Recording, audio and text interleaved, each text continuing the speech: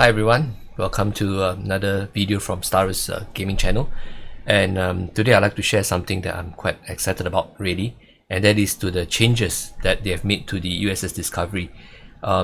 As you have seen from the latest patch notes that basically rolled out about the last 2 days, there have been a number of important changes that are now open to the USS Discovery.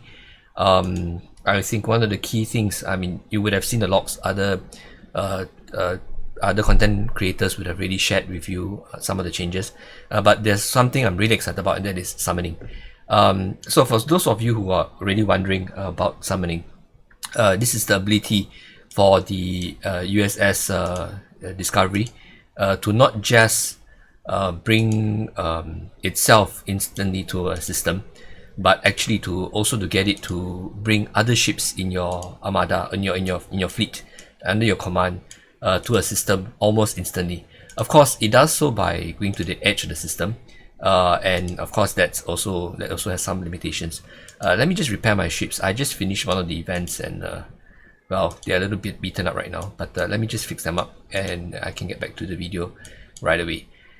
Yeah, so here I am in Kepler, in case you can't tell, but anyway, so right now, as you already have known, the Discovery is able to warp itself to any system available. So let's say, for example, now I wish to go to system like I don't know.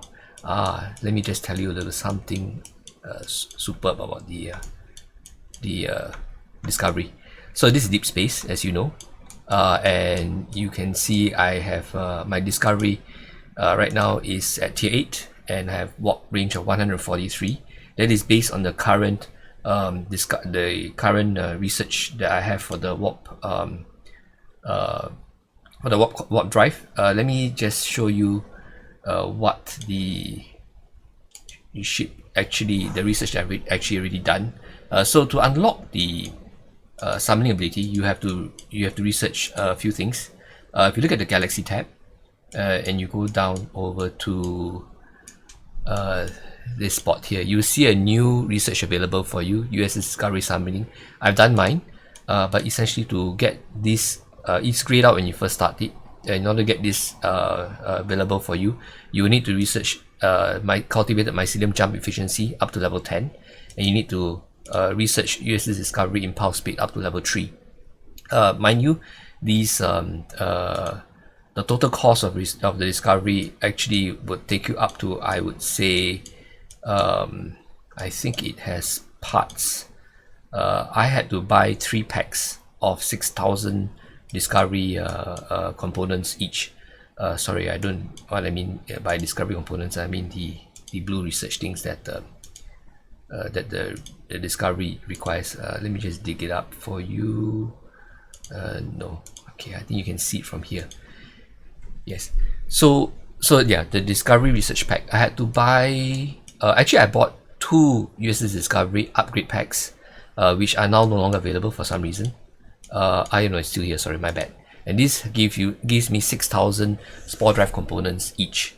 And then I bought 1 USS Discovery Ultra research pack by accident, to be honest, because I found that the returns on the Discovery research pack weren't so great as far as the spore drive components are concerned. I have no lack of the other G4 materials, so I still think that if you have available the Discovery upgrade pack, is a better deal if you just want the spore drive components.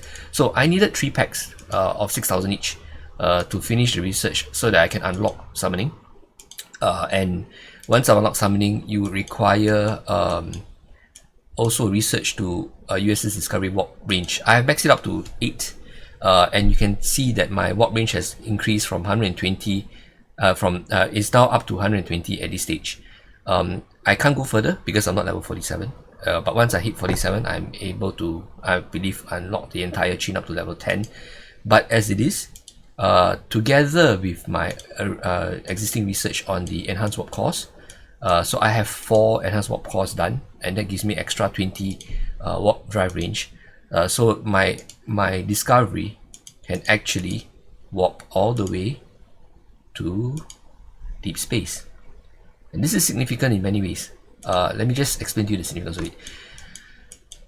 I've told you guys that it is important to invest in your miners because miners are eternal. Okay, this is warp 143 now. That's my current range, and with this warp range, I'm able to get all the way to a 46. This cluster here, or Doras in Klingon space. I think there's similar clusters, 46 warp 46 clusters in Fat and Romulan space. Anyway, what you can actually do is you can use the Discovery to get to these systems,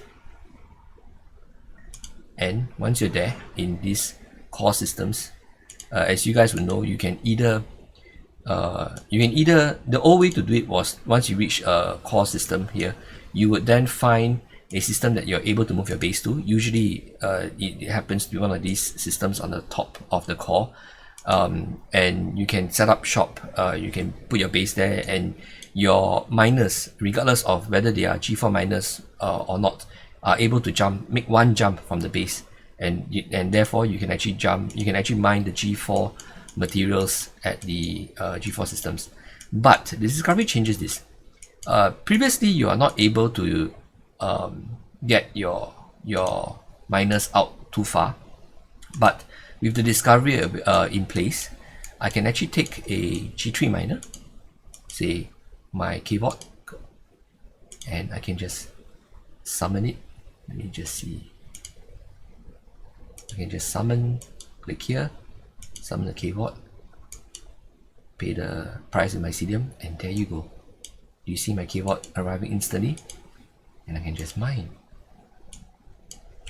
So you don't need to invest in G4 miners. I mean, am I happy with it? I can't say I am. I think there are other whales that basically feel that they have wasted hundreds of dollars upgrading their G4 miners to the current level that they are. My Votavor at T6 is just able to get to this system. Yet, I find my investment made entirely redundant because the Discovery can bring G3 ships, G3 miners to such systems to mine. There are a lot of implications as well. For example, Deepspace under our current server ROE has been kept quite peaceful because root players are not able to access it. Your Jelly, if you have it, can get you up to maybe level 41 system before it becomes very uneconomical to upgrade it any further. And I think this is the maximum cluster they can go. So basically, jellyfishes are not able to access beyond this cluster. So you would be safe if you are a whale, a G4 with G4 ships to mine in this area onwards. The Discovery changes this. With this feature now, you're limited by how far you can reach. You're limited to how far you can reach by the range limitations of your Discovery itself. With Tier 8 Warp Discovery research, as you saw in my case, plus Enhanced Warp Core research of 4 cores, I am able to reach 46, even some of the 48 systems easily with my Discovery. Sorry, 47 systems easily with my Discovery. I believe, based on my calculations and that from the some of the whales that have made the issue and brought this issue up earlier, actually are telling people that you can actually go to Warp 50 system with a max Discovery. So there are implications for this. It means that Deepspace is no longer safe from the rooks, or any of those who do not feel like they want to keep Deepspace peaceful. So that's one major implication. But let me go through exactly how to use the Discovery. Let me bring my ships home. Once again, let me just demonstrate to you. I have the Discovery. I click on the location. I select Discovery. I click on location. I go jump. Of course, it appears almost instantly. Of course, it needs to fly in from the edge of the system. This is still something I thought they can do better in. But when the Discovery comes near, can you imagine if I'm raiding this particular base here? I bring my Discovery here, and I can actually get an entire fleet of ships to show up at the raider's location, at the base that I want to raid, or the base I want to defend instantly. So for example, in this particular case, I will summon 3 ships over. Of course, my water ball is in base, so I'm not going to summon it. But so now that my discovery has arrived, I click summon here. I choose. Oh, I can't do it on the same system. Okay, bad example. Let me just try this. Let's say I wish to visit our friends, our AUF allies in this system, and I want to make an appearance there right away. So I will come here, jump. Give me a few seconds to get there.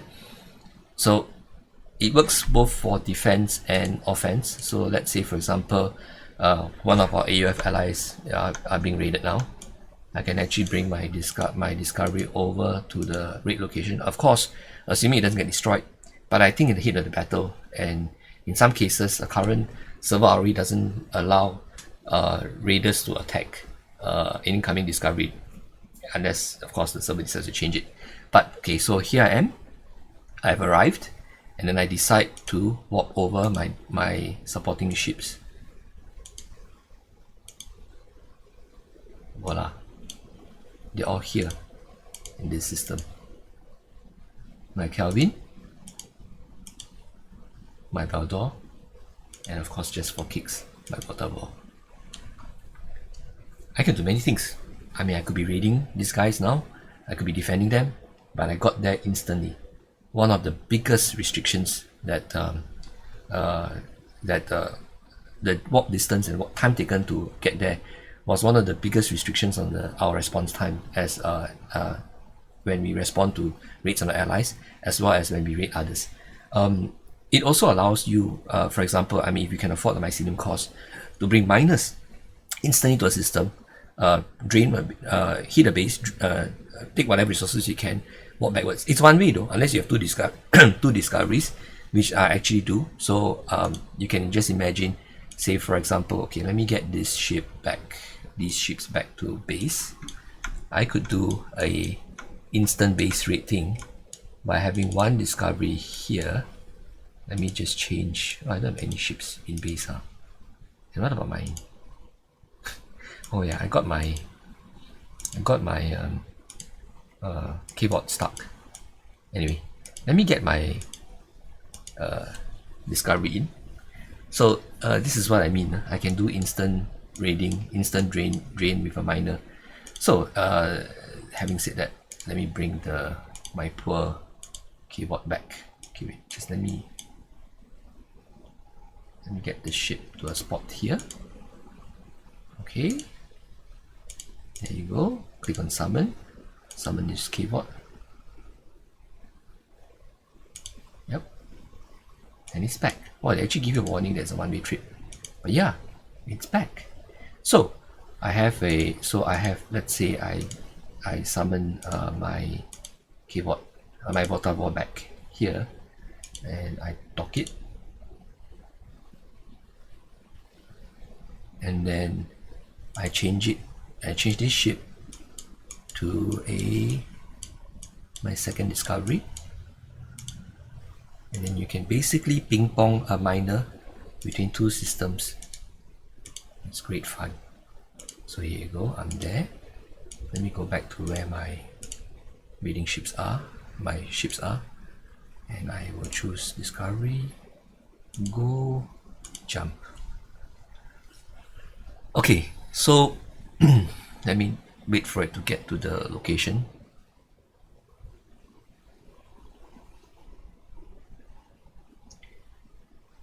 Oh yeah, the impulse speed, as part of the process to qualify for summoning, my discovery's impulse speed has actually gone up now. So it is now running impulse at 145, which is quite a decent speed actually.